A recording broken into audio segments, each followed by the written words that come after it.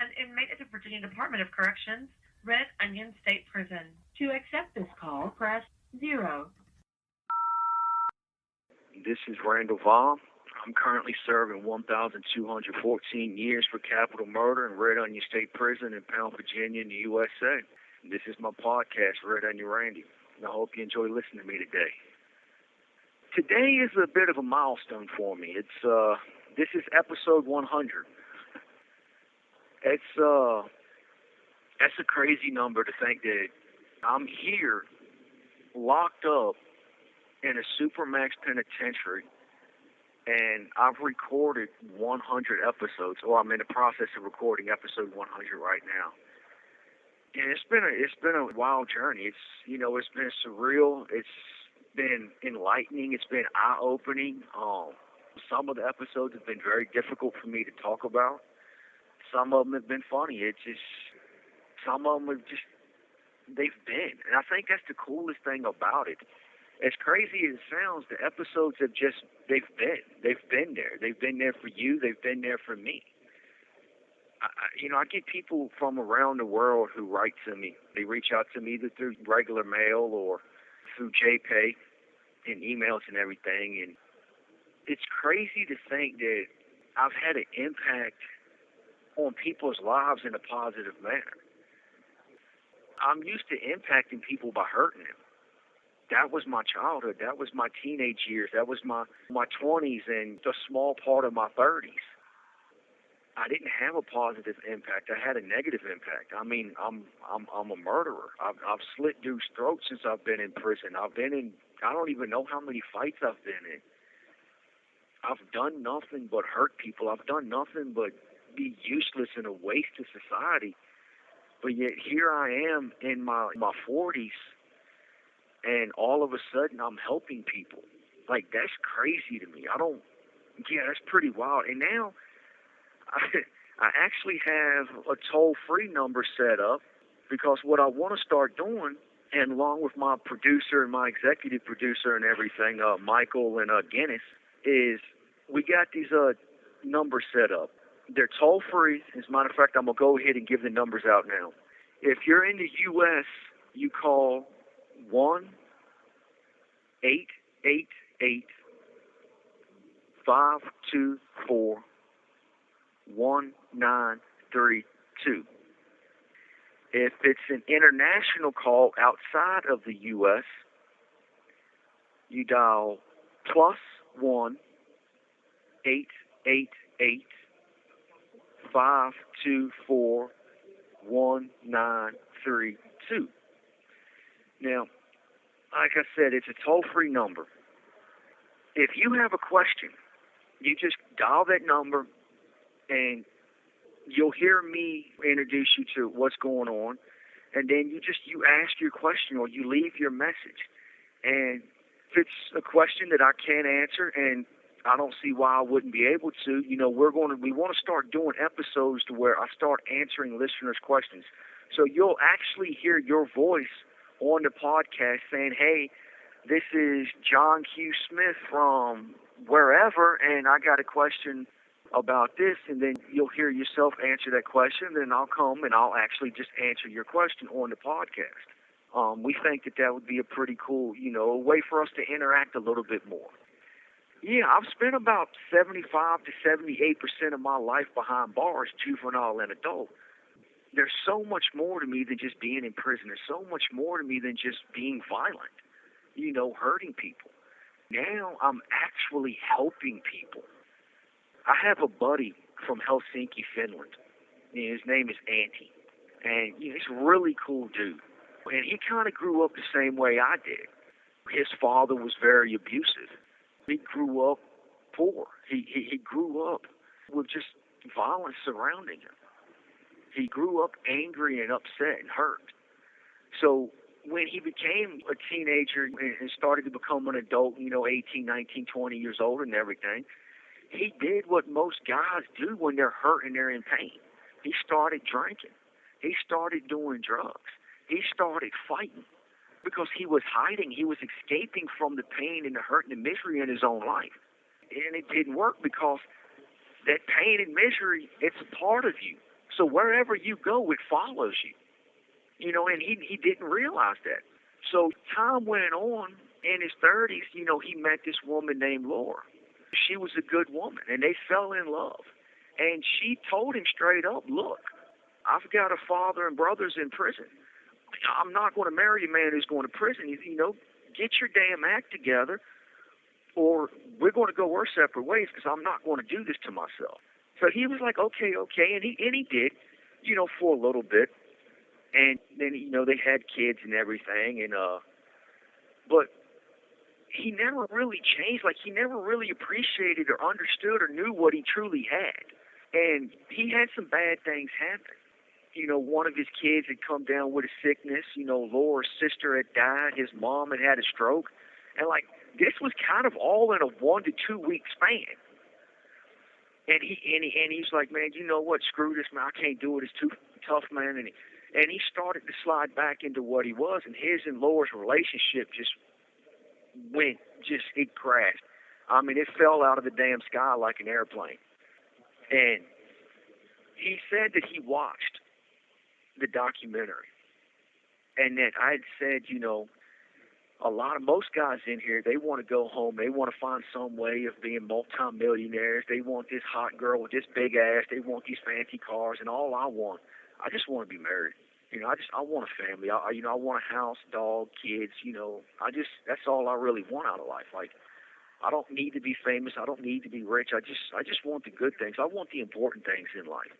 And like he said, that changed his life. Like, watching that, like, he realized that, in his words, he's like, dude, I'm a punk ass motherfucker.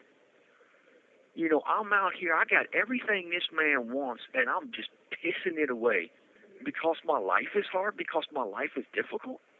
Man, screw that, nah. And like, you know, he said I gave him a wake-up call. And this was a couple of years ago, and we've been writing one another. We talk on the phone now and everything. And this man he went to college. He's going to college right now to be a social worker so that he can help people the way that I helped him, you know, so he can give his life back. And, you know, his and his wife's relationship has never been better. You know, his kids are doing fantastic.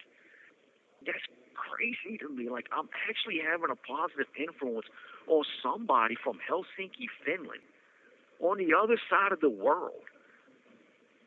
And that's the beauty of this podcast. That's the beauty of this journey that I'm on with you. I'm not doing this to help me. I'm doing this to help you.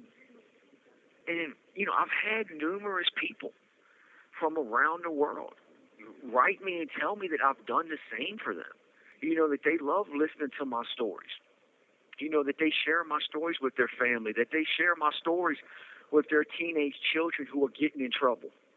They're using me as motivation. They're using me to tell people what prison is really like. You know, I've heard a lot of people that do reach out to me and write me and talk to me on the phone and everything. They watch a lot of prison documentaries. You know, some people have fascination with prison. And I get it. It's an entirely different world in here. But one thing that they've always told me is this, that pretty much every single prison documentary, every single prison podcast is pretty much a reality show. You know, like, there's no substance to it. It's just a bunch of yelling and arguing. It's a bunch of, yeah, my cock is bigger than your cock type bullshit.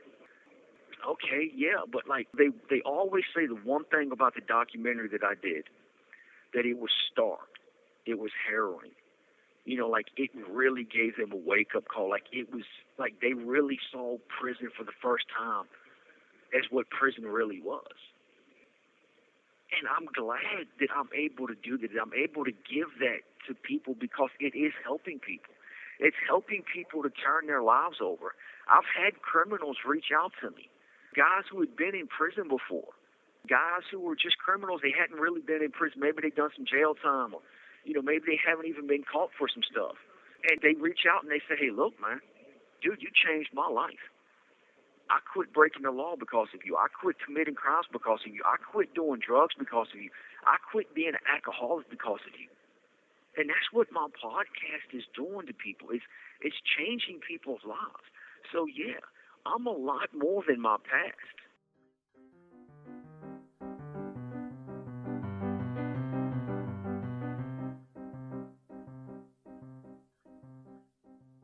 The crazy thing is, now I'm actually on Twitter. I'm in a Supermax prison and I'm on Twitter. I'm on social media. It's very surreal to me. It's very weird to me. We haven't really advertised it yet, but I've already got like 50-some listeners. I don't remember, the actual number though. I think a couple of them are friends, but I don't know where the rest of them came from. But I mean, that's the thing though. Like, no matter what your circumstances, no matter where you are in life, you have the opportunity to reach out to people. You have the opportunity to reach people with your stories, with your voice. You can be heard. Because if I can be heard, if I have thousands of people listening to me every week, so can you. Get your voice out there. Do the same thing that I'm doing. Start your own podcast. Start your own Twitter feed. Just try not to focus on the negative unless you're doing it as a teachable moment, the way I do. Because, I could come up here. I could sit there and manipulate my Twitter feed. I can manipulate these podcasts. I can, pre-write them in advance. And, I can make up all of these wild stories. If I did that, I would probably have millions of listeners every week. But that's not what I'm doing. That's not my goal. I would rather help a few people than be listened to by millions and not help them at all. So everything I do, I try to do it as a teachable moment. And that's what I want out of my life. I want to help people because I never received the help that I needed as a child. But then all of a sudden, this professor from the University of New South Wales in Australia reached out to me. And we started talking, and we started talking on the phone, and it just everything just blossomed because of him. Who I am right now at this moment talking on this podcast is because of Michael and Guinness and Jooyeon. They literally transformed my life.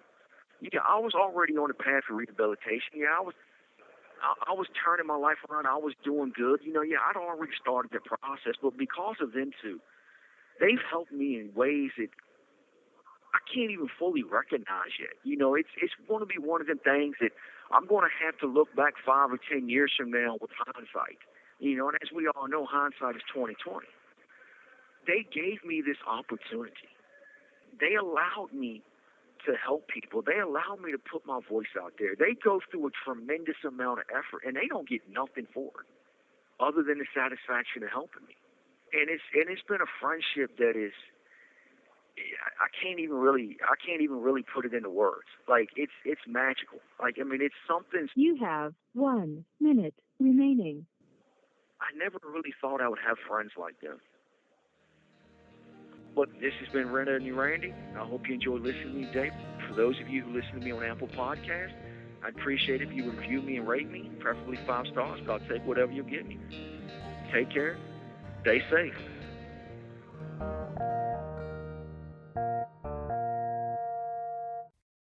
Thank you for using GTL.